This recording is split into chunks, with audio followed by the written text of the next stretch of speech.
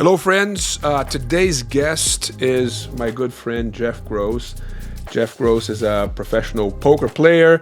He is the ambassador for GG. He's a content creator and a podcast host.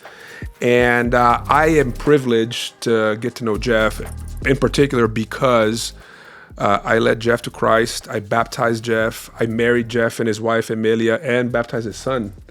And they're part of our Crossbridge Key Biscayne family. And so, Jeff, it's a real joy to have you here in our Starting Strong podcast. Yeah, well, thank you for having me. And also, I would like to, the poker side is something I've done for many years. I've done it for 20 years, but I'm really into investing, entrepreneurship, and that's something that I'm passionate about. And just discovering myself too, and constantly working and growing as a person, because it is it's a constant thing to work on, right? It's just you're always trying to improve, learn, and grow. And obviously, some key events in life we've gotten to share, and I appreciate that. Yeah, tell me a little bit about like your entrepreneurship and the things that you like to invest in besides the poker career that you have and you lead. Yeah. So what is it that you like to do? Investment wise, I've been kind of privy to some interesting startups, a lot of startups, which I know sort of like restaurants, you're told not to do, right? These are like very high risk, right? They're the flyers, they're not going to work out a lot of Churches them. are high risk too. Yeah. You got to, I've done a few of those. You got to start somewhere, start strong. And I've been in some, and luckily a lot of them are still afloat. We'll see if they pan out or not. But I do love gaming. I was playing board games, video games from a young age. And then when I found poker, I realized you could win money playing poker. I was like, this is cool. Got into it, and I've always been fascinated with how things work, how business works, and getting to have some friends that are older and successful within the business world. I've been fascinated in seeing what works, doesn't work, and it's pretty amazing because it's not easy. As you know, if you're ahead of some, if you're the leader, if you're in charge of stuff, it's a lot of stuff that goes into making things function and work, and it's easier said than done. And I'm kind of just fascinated with that, and most of mine are gaming related, but I do I'm in a coffee business. I'm in I could. You go to my website. There's a lot of random things. Renaissance Man. Yes. That's what I should have said, like in the beginning of the show as I introduced her, the Renaissance Man. Yeah. But that's great to hear. So, poker was the initial platform that launched you into this entrepreneurship lifestyle, right? Yeah. And so, can you share with like our listeners, our viewers, how did you get into poker? I'm very curious of how someone becomes a professional poker player in this day and age, and then I want you to, if you can, share what your parents, what your friends, family members thought of it when you said, "Hey, I think I want to do this for a living." So. Yeah, so it started. I played soccer growing up, played through college. Yes. And actually, oh man, I seen you played. This guy is amazing. I played a long time ago. You excited about the World Cup? Of course. Who do you pick? I mean, I got to go Brazil. Just my wife's Brazilian. My wife's Brazilian, and my son's half Brazilian. They're the favorites. And they got a good USA. team. I'm still not. We'll see. I think they're. What about France? What do you think of France? Good team. Respect. We'll see. They're polarizing. They either do very well or very bad. Yeah. So I'm sure they have a good team though as well. But yeah, I got in. I was playing soccer my whole life, and then someone brought a chip set to a soccer camp when I was in high school. I think I was like 14, 15, and I seen it on the World Series of Poker. Chris Moneymaker, I don't know if you heard of him. He's it's called the Moneymaker Effect. He won as an amateur in 2000, I believe it was 2003. And just so the listeners know, like you guys know I'm a pastor. I'm your pastor. There's a problem if pastors say I know a whole lot about poker. Right. All right? So that's an issue. Just say you don't know. Yes, I don't know a whole lot. So you. Fair enough. Fair enough. So it was a big time in poker. An amateur beat a pro. On ESPN. I was just at the right. I like to say right place, right time in terms of that. It was sort of what I found. And there's a movie called Rounders as well. You told me about it. Shouldn't know. Yeah. Maybe I watched it. Oh, you did see see it. Yeah, okay. Yeah. It's an old movie. Yeah, it's a great movie. Matt Damon and Edward Norton, and kind of that That's movie. That's my favorite actor, by Edward. Yes. So that movie. And the combination of the kind of chips being brought, and I was like, wow, you can actually win money or doing something that, I like games. So I was playing with my friends. I was playing with people in the camp, and I sort of did well just without, I didn't read any books on it. I hadn't done any studying, just kind of naturally was gravitated towards it. And then I got like sent $50 by a friend to play online, and I was underage. I think we're over statute of limitations on. So how old were you? I was like 15. And I think it was 18 was the age, but it was on Party Poker back in the day. And and then I got in these referral programs where you could sign people up, you send your buddy, they give you bonuses, this and that. And it sort of just led to, once I got into college, I was doing that. I was playing soccer in college and couldn't really have a job, right, where I was playing on the soccer team. And it was just convenient, right? I could play at my own time when I wanted, and kind of just was a good time. Poker was very vibrant, and not that it's not now, but it's a lot. The game's been solved, similar to backgammon or chess, right? There's a right move in a right spot, and it's not completely solved, but it is. There are the right moves, and there's a lot of people getting much better quickly, a lot more information. So it's more difficult to break into becoming a professional if you were to start from scratch today. The landscape's just changed a lot, although it's very popular. It was different, and I got in at that time and just never had a job, never looked back. So you graduated from college? Yep. And then you just, how did your parents respond when you came to that conclusion? I mean, it was sort of just naturally happening, because in high school, I knew I played a bit, whatever, right? They weren't thinking about it. It wasn't something they were worried about. It wasn't like, an obsession. I wasn't even technically old enough to, figure I'm playing for play money or whatever. Right. And then after college, I was in college and playing a lot then. And my passion went from soccer to poker for the most part. I realized I was a little bit slow, and my coach and I didn't get along. He was, South Carolina guy. He knew I was the poker guy. We didn't hit it off. He was sort of Bible country. I say that with respect. I lived in the South. Yeah, it was just like gambling. The guy didn't. Let's say, so we didn't get along. I was captain of my teams growing up, and the coach and I didn't see eye to eye. I didn't really get to play, and I was having a blast. I was in shape, getting to play, go to trainings like a fraternity, a physical fraternity. I didn't play much and played poker, and then my dad, they weren't sure at first, but then I moved in out of college with a buddy of mine and lived with him, and I hit like a 6-figure score. I won $100,000 from $1,000,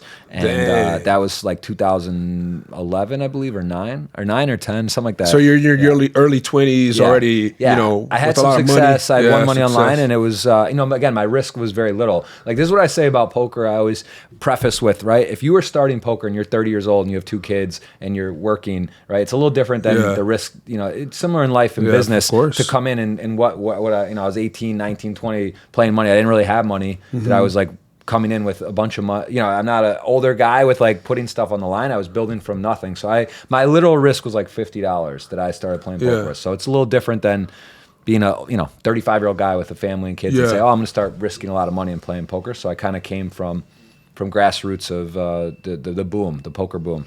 And then your parents were like, oh, okay, I guess you can make a living off of this. They never challenged it, never said, are you sure? It just kind of like, my dad started playing. He started to understand and learn the game, and he actually... Is he good? He's okay. He's okay? He's not, he's not going to win any majors, but he can hold his own. And he actually was skeptical, but he really saw the beauty of the game, and he said he wished he had played back when he was growing up, because he feels that there's a lot of attributes and skill sets that can come from that, which I agree on that. Of course, I'm biased, but he sees that now, and which is cool. So like, were you obsessed with, like, are you a driven person? Like, you're obsessed with success? I mean, to be like an entrepreneur, you sort of have to have a little bit of an obsession with success. And reaching your goals and that sort of thing, and getting people to believe in your vision, and you want, when you're investing in things, you want to invite others to invest with you as well. So tell me a little bit about that in terms of your personality, and how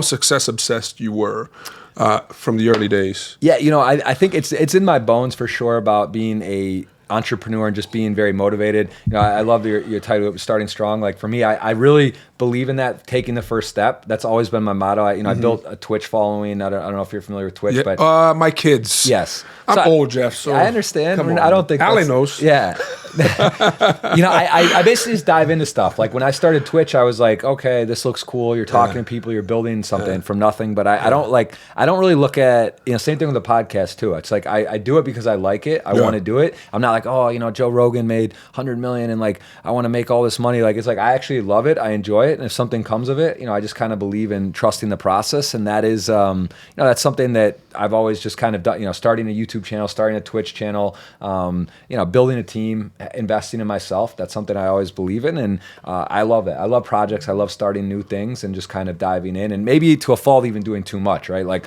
a podcast, do this, do that. And it's like not to, because there's two schools of thought: do one thing and do it amazingly well, or do a lot of things, right? And that's sort of like, I still feel like I'm in a discovery process where I've been trying things and then sort of seeing what I like and now kind of honing it in. Yeah, but how success obsessed you are. Like, are you like, man, do you go to bed at night? Sometimes I find myself doing that. Like, going to bed at night, it's like, man, I need to make that happen.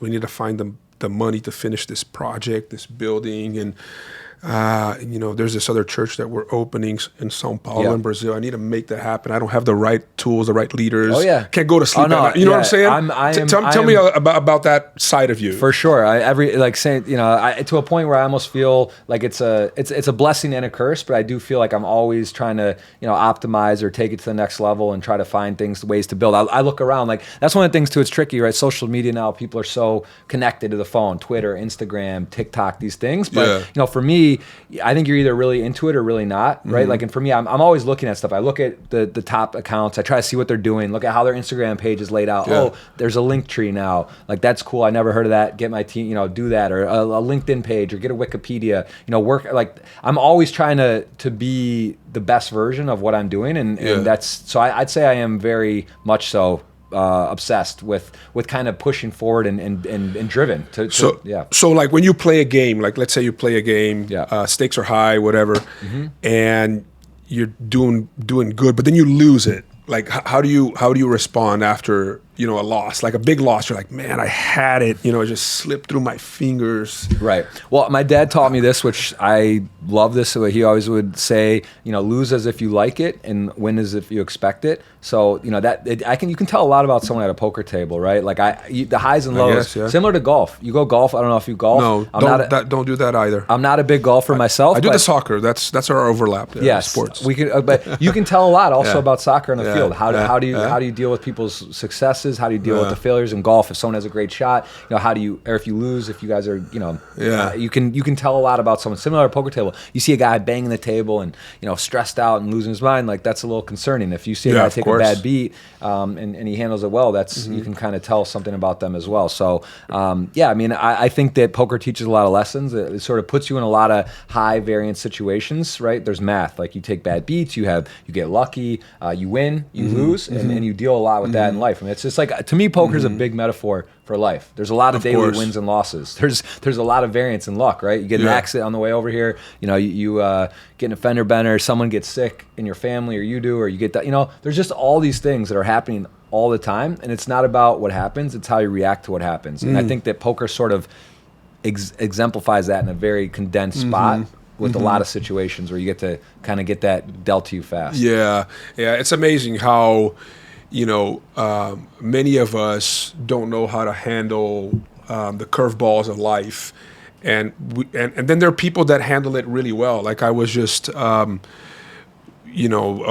the experience of an athlete that trains. I'm a Brazilian Jiu-Jitsu athlete too, and there's this kid that he's, I think he was 21 years old. He was training right next to me.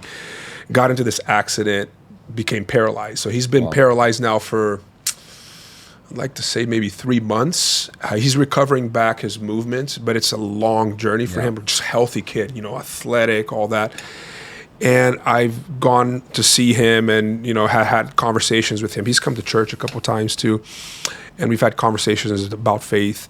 And he's just had an amazing attitude about that, he can't work anymore. He had a job, can't work anymore. His whole life now is to try to recover, from this injury. Can't train, do what he likes. Yeah. But he's handled it with such maturity that I thought, I don't know that I would have that same posture and maturity to handle what this kid is handling right now. So what you're saying is very true, and which leads me to ask you, you have come to faith recently, in the last few years, and I'd like to know if your faith has anything to do with the way in which you respond to the wins and losses in life. I had a mentor that used to tell me that when the gospel is not at the core of who you are, success goes to your head and failure to your heart, right? And those two things are bad. Like when success goes to someone's head, we know it's bad. And when failure goes to someone's heart, it's bad too. Because it's not just the loss. It's become something like I'm less of a person or less of a man because this has happened to me, or I've allowed this to happen to me. Anyways, so yeah, tell me a little bit about how your faith relates to your outlook and your experiences of life and what you do. Yeah, I mean, so growing up, I'm not in a very religious household, like my sort of atheist sort of thinking, but also my parents are very much open to whatever I want to, they don't like do this or do that. Like they're very, very open, but it's I wasn't raised religiously. And my wife is more religious, and I don't know. My actual journey has been it's been interesting because like there's a lot of questions that I have. There's a lot of things that constantly I'm thinking about and that challenge my sort of overall thinking. But fundamentally, I believe there's a higher power. I believe in God. I do believe there is. I feel that way. I just like there's things that make me I'm always thinking, right? I'm just not fully. I'm at different stages of my journey, and it's hard. Like it's Democrat, Republican, abortion, not abortion. Like there's all these like things, right? God, not God, these type of questions. So it's tricky, right? Because I hear a lot of information that I believe is fact, that makes sense, or it's a bit confusing. Right. If you're not sure, and so like I have come to faith, I would say, where I believe more, and I believe now in this, and it's been an interesting journey for me because it is gambling. They talk about gambling, poker and gambling. That's a whole nother topic. Is it gambling? Is it not? Is it a game of skill or luck and chance? So that's another discussion. But for me personally, I do have faith. I've come to faith, and I feel like my journey is still newer, right? I'm not like I'm 35 years old, 36 now. And it's been a few years ago when we did this. So it's kind of, it's moving forward, and I'm constantly learning more and getting more into it and into, and I think there's so many good things for it. And I'm very happy. I love going on Sundays to most time when you're there to speak and going to church. And it's a great thing. I think it's an amazing thing. I love taking our son and my wife and I go, and, whenever we're in town, we make sure we go. But does it? So I guess my question is: does it inform in any way how you handle your vocation, your calling, and your work? I mean, I think that your line of work is pretty cool. Actually, I really do, and I think that what the Bible teaches is that Christians are to do everything for the glory of God.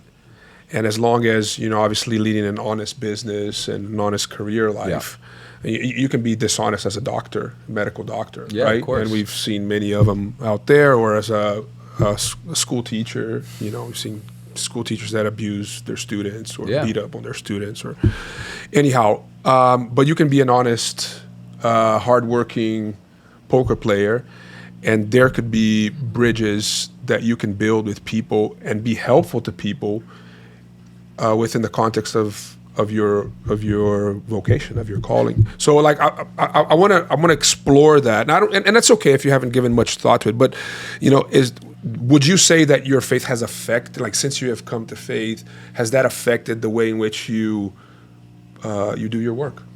So it's a good question. I would say I don't mean to circumvent or to kind of go away from the direct question. I guess how I look at it too is, I guess what I hear, I don't look at it as like I attribute my results, or if I take a bad beat or something, or if I get lucky, I'm like, God's punishing me. Yeah, or guys, I won this hand. I don't look at it like that. Well, that's good already. Yes, so if you don't make that connection, right, it's already good. Right. Because a lot of people think that when the bad things happen, it's because God is trying to punish you, or when things good happen, you're like, oh, God is showing me favor because I've done all these good things, and that. So if you're already there, that's already great. Well, yeah, that's for sure. I definitely. Though I will say though, within poker, I feel that there is a lot of.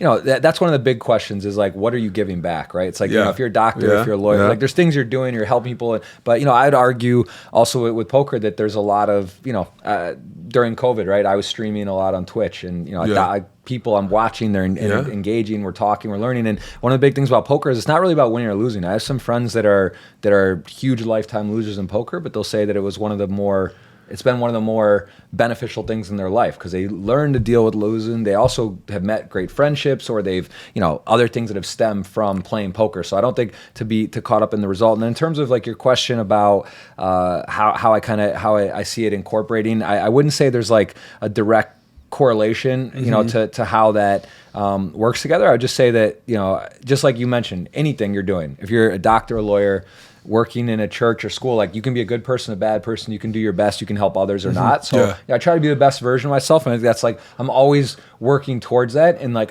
for balance too, with family, with, church, with work, right? It's hard. You have kids, multiple kids, four kids. Girls. I have one. Hopefully we'll have, I'd love to have more. And, it's like kind of that, to me, that's sort of, something that helps kind of recenter me to think is like, how is there balance in my life? It's like Sunday and it's like, all right, are we able to go to church? Can we spend time together? Am I rushing? Am I stressed? And, sort of thinking about what's important in life. Like, I think that it's a really nice sort of balance and reminder for me. Yeah, because then that helps you, like if you're always being recentered. Yeah. I like this term that you used.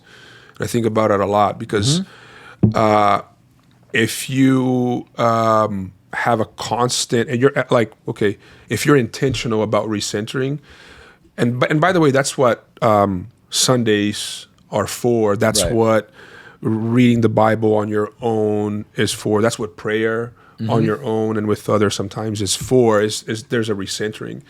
When there's the recentering, like you said, I like what you said because there is a clear view of what's important, priorities. Like now you begin to see priorities.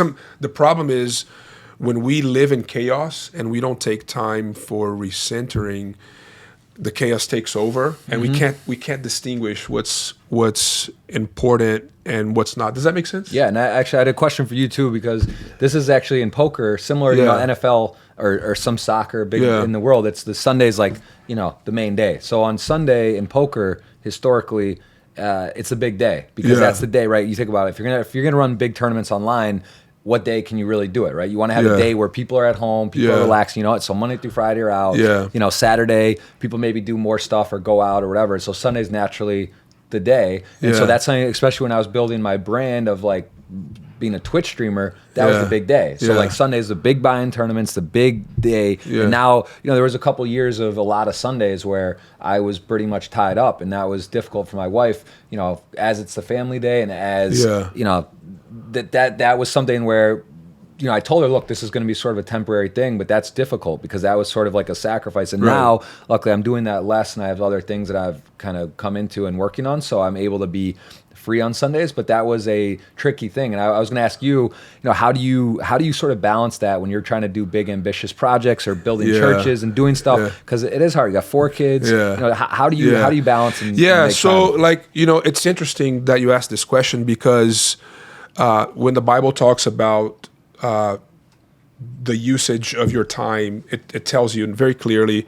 set up one day a week where you recenter. Like that's the language we're using here, right? Like, so what does that mean? That means that you take a day to acknowledge who you are, who God is, and that you rest on that which God has done, on his work. So you remind yourself of who God is, who you are, and what he has done for you. And that is supposed to be a time for recenter. Now, the Bible also says that on that day, you should not work.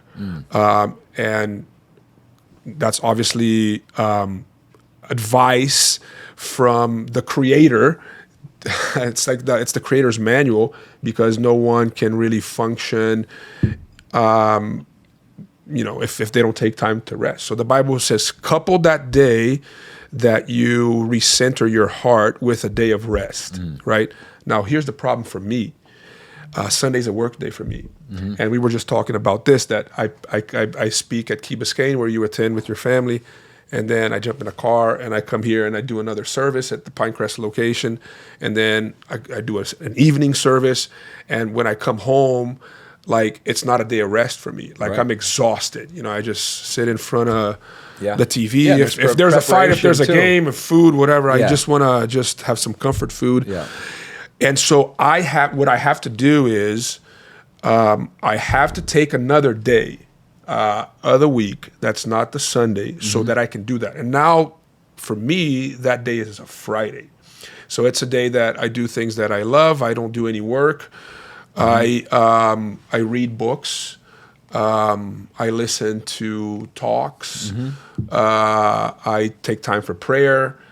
And sometimes I'll go to the beach with my wife when the kids are still at school, and if it matches her schedule. But you have to do that. And if you don't do that, then instead of being the master of your work becomes your master. Yeah. And that's what I talk about in the book, right? Because there's a lot of people that are working for an identity. Like their work becomes their source of identity. If the work is removed, they're nobody, because they put all their eggs in that basket.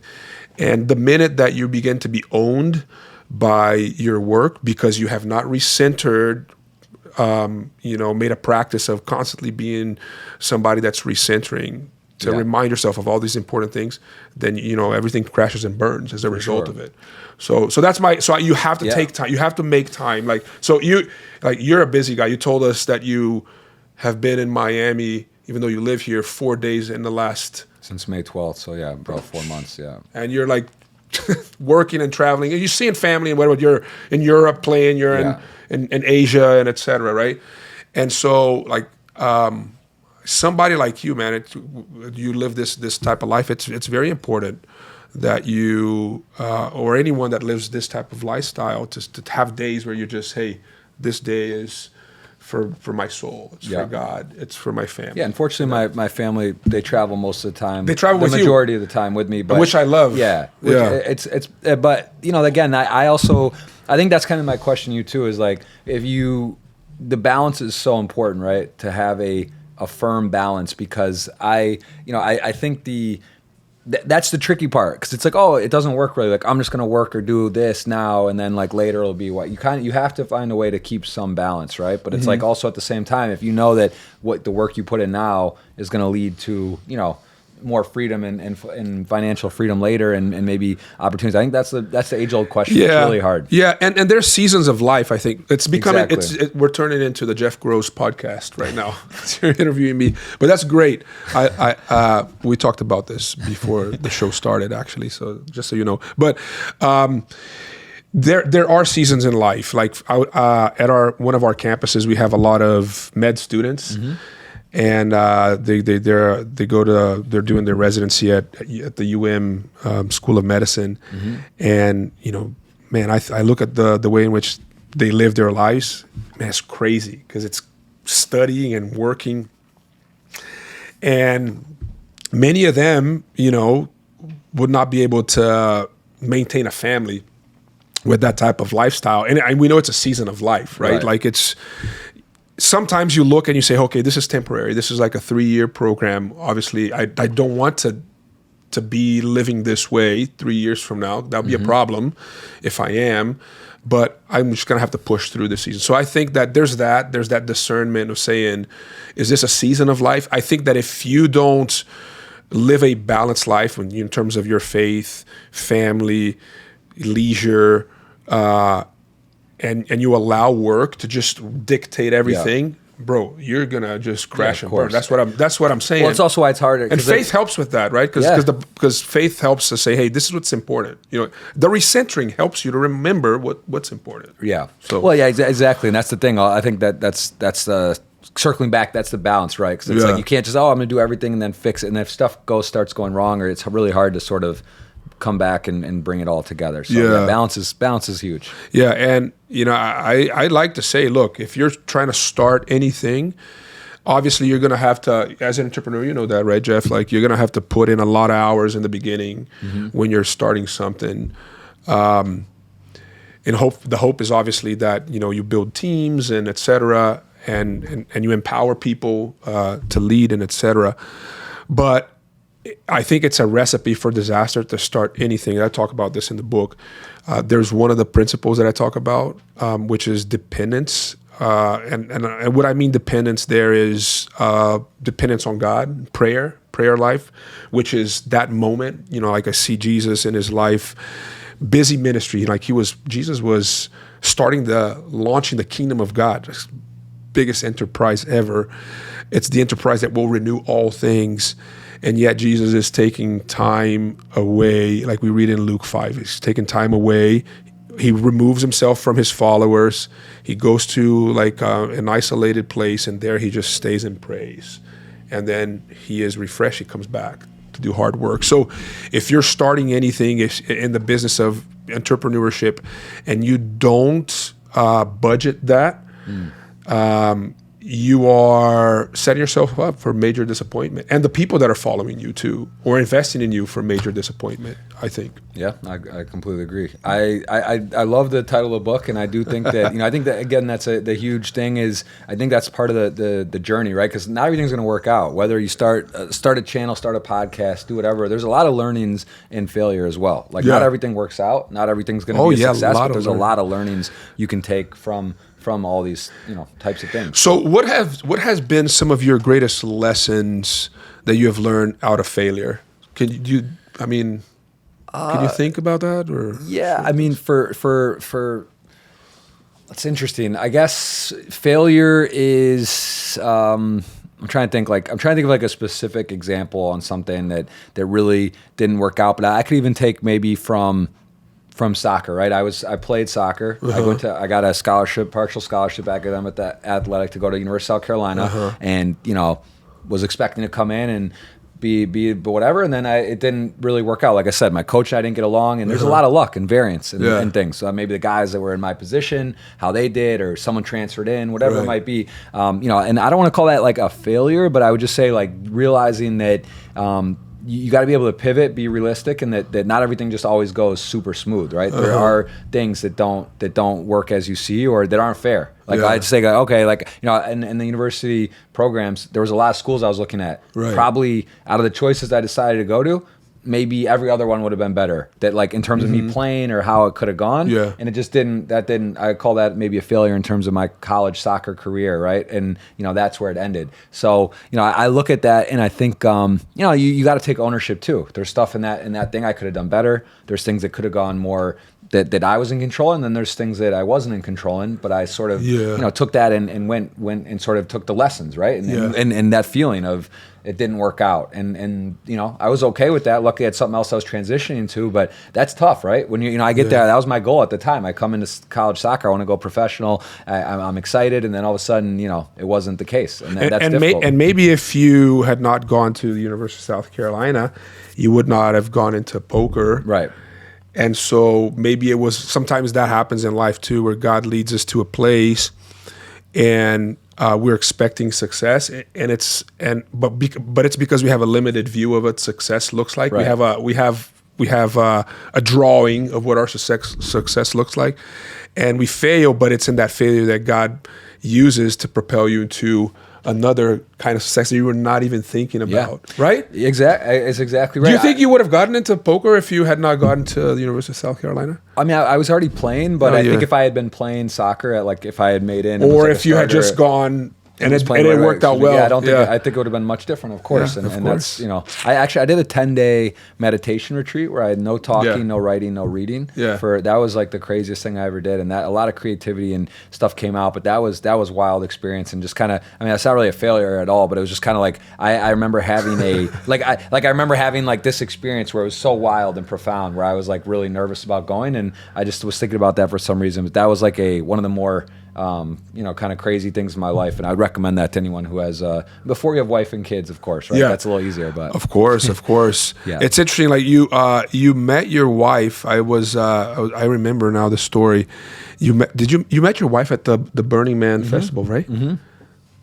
Yes, yeah, that was pretty crazy. That's also kind of one of those life would be different sliding door things, and I think there's a misconception similar to poker. I think there's a misconception about Burning Man and how everyone's doing drugs and whatnot. Like my wife doesn't even drink, and I can't say that I've never had a sip of alcohol, but I was out till 7 a.m. and she was waking up for the day, and we walked past each other in the middle of the desert and started talking. And the crazy part is, Burning Man is 80,000 people. Yeah. And it's like a huge arc, and there's rows where everyone lives. And I just told her, I'm at this 9:15 in D is like the coordinates of where our camp was. And I said, we have a barbecue that day, and she showed up later that day, 80,000 people. And, I was an idiot. I didn't get her information, and luckily she came. She liked burgers. We had a barbecue, and then that was it. So yeah, it was pretty crazy variance in life. Yeah, it's amazing how God works things out, and the commonalities, and the events of life, and we're not even thinking how He's working, but He is at work. And, and you have a great wife, and you have a great family, and we love you guys. Let me just close up this. I want to close our conversation here, but talking about this last principle in the book, which is, I feel that anything that you do in life that you are intentional about connecting people to purpose. Mm-hmm. I think it was Zig Ziglar. He said something to the effect of, you're listening to me. I wish I had somebody that can Google it for me right now, but maybe that's an improvement in the podcast. But I think he said something to the effect of, if you want to win, help people to win, or something like that. Like when you put people first, and when you're trying to find solutions to people's problems, or when you're trying to, just genuinely connect them to a bigger purpose, that there's a blessedness that comes with that.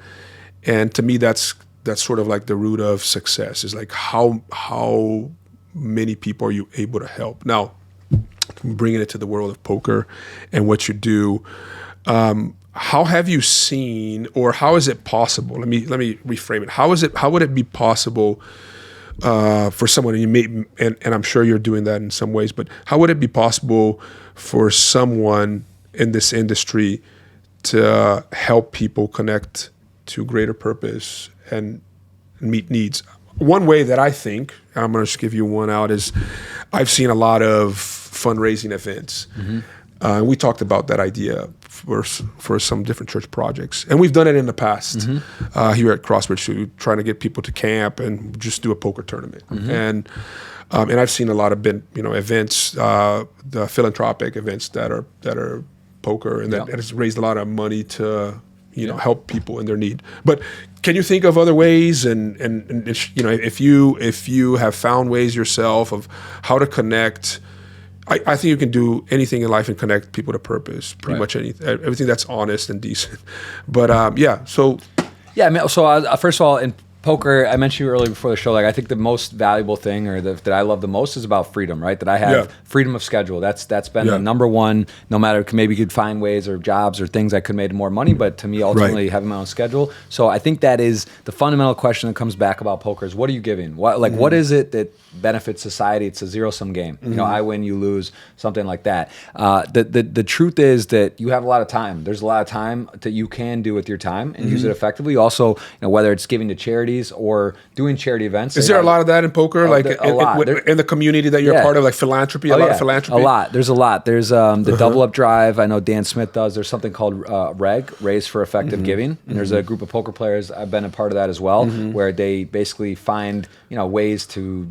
This is a charity focused on different causes where people get money, and then they find effectively, because obviously in charity there's a lot of money can GoFundMe and these different things, money can kind of find its way out without the core of the money going to the purposes. So I would say that as a whole, poker's a very generous group. Like the people I know and that I've been playing for 20, professionally, let's say 15 years, but 20 years playing, a lot of people that are still in poker, they're historically generally known as very giving and find ways to give to their not only the money but time to different charities. So I think again we can keep talking about the same thing on that, but it just doesn't matter if it's doctor, lawyer, banker, sports, like you have opportunities to do good things with people, and it's about time. It's about empowering other people, and who's to say that Neymar versus your local teacher who's doing more or not, right? It's kind of up to you. Like, what are you doing with your free time? How are you showing up as a role model? How are you with your time? How are you to people? And I think that's like, again, for me personally, it's different because like I've done a lot of content, whereas like playing poker, you could argue it what that does or how it is and what you do with your time and money. But like for me personally, like I have a lot of people I've connected with on Twitch, a lot of engagement, conversations, different things, people that are motivated or start their own thing or learn something or take a skill set. So that for me, it's not been hard to like justify that, but I think that the actual that's another interesting piece that you're bringing up, because when you are producing good content and educating people, whether it's to make them better at a particular craft, or if it's a way to allow them to express their ideas in themselves, to tell their stories, I mean that is very redemptive. And so that's exciting. Yeah, that's good. I'll say also, like for example, starting a YouTube channel. I was streaming on Twitch. A buddy of mine said, "Why don't you have a YouTube channel?" Like actually, I was in the Bahamas in like 2017, and I was with my friend Jamie Staples, and someone walked up to him and was like, "Hey man, I love your stuff. Like, I'm a big fan." He says it to my friend. I'm like, and then my friend goes, "What's your Twitch name?" Right? He's like, "What's your name on Twitch? Like your username?" And the guy goes, "What's Twitch?" Like he's like, I subscribed to your YouTube channel, and so like. That kind of like made me realize, that people are watching, people are alert to stuff, and you might really spark something in someone to do it. Then I was like, let me try a YouTube channel, let me start it. And for me, it's a journal. That's like the coolest part about streaming or YouTube. Like I look back and I'll go to Vegas. I've gone every summer for 15 years, right? Except maybe during COVID and when my son was born. But they'll start blending together and different things happen. But like I have like basically a more advanced journal. I can go back. I have some conversations with people, memories. Same thing with podcasts. It's great. Like there's people I talk to and get to have a conversation with that's always there. You can use clips from it. You can go back and watch it. People get to learn something from it. So yeah, for me that's the most rewarding thing. Is I just think that people actually it can motivate them. It can spark something. They can learn something, and you just never know who you might touch or inspire and reach, and that's the big thing. You never know. Well, Jeff, thank you for joining us and the Starting Strong podcast.